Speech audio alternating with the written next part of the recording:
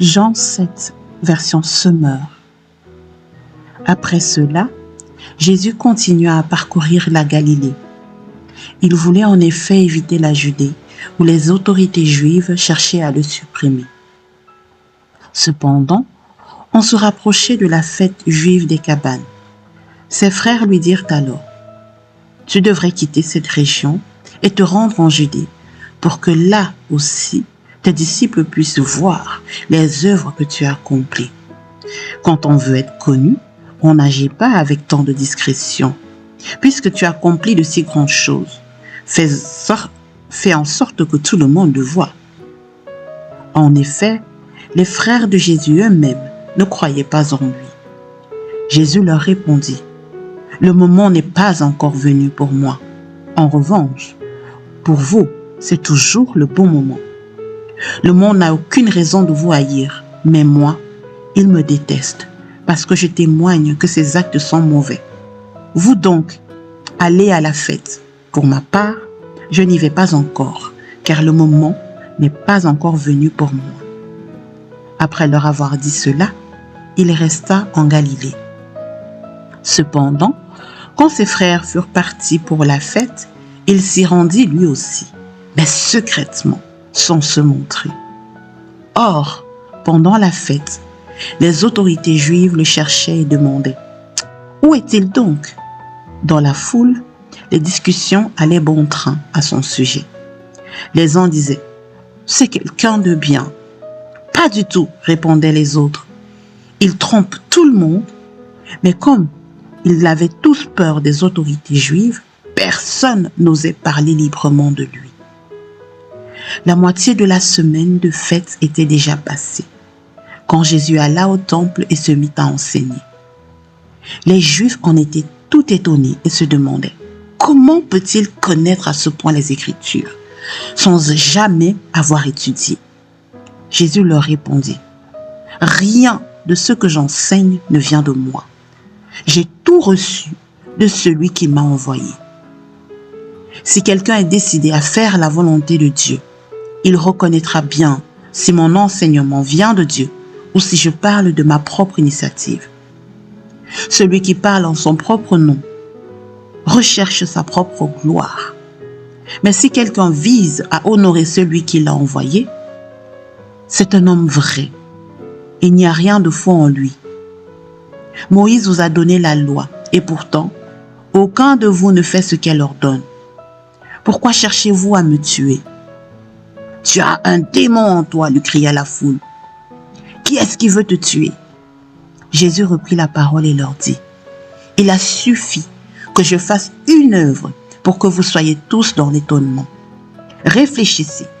Moïse vous a donné l'ordre de pratiquer la circoncision, rite qui ne vient d'ailleurs pas de Moïse, mais des patriarches. Or cela ne vous dérange pas de circoncire quelqu'un le jour du sabbat. Eh bien, si on circoncit un garçon le jour du sabbat pour respecter la loi de Moïse, pourquoi donc vous indignez-vous contre moi parce que j'ai entièrement guéri un homme le jour du sabbat? Cessez donc de juger selon les apparences et apprenez à porter des jugements conformes à ce qui est juste. » En le voyant, quelques habitants de Jérusalem s'étonnaient. « N'est-ce pas celui qu'ils veulent faire mourir? » Or, le voilà qui parle librement en public, et personne ne lui dit rien.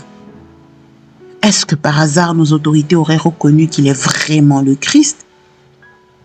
Pourtant, lui, nous savons d'où il est, mais le Christ, quand il viendra, personne ne saura d'où il est. Alors Jésus intervint d'une voix forte et on l'entendit dans toute la cour du temple. « Vraiment, vous me connaissez et vous savez d'où je suis. Sachez-le, je ne suis pas venu de ma propre initiative. C'est celui qui est véridique qui m'a envoyé. Vous ne le connaissez pas. Moi, je le connais, car je viens de près de lui. Et c'est lui qui m'a envoyé. » Alors, plusieurs essayèrent de l'arrêter, et pourtant, personne ne mit la main sur lui, parce que son heure n'était pas encore venue.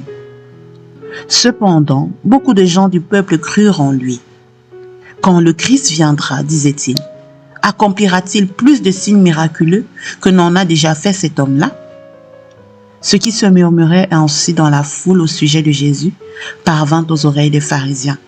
Alors, les chefs des prêtres et les pharisiens envoyèrent des gardes du temple pour procéder à son arrestation.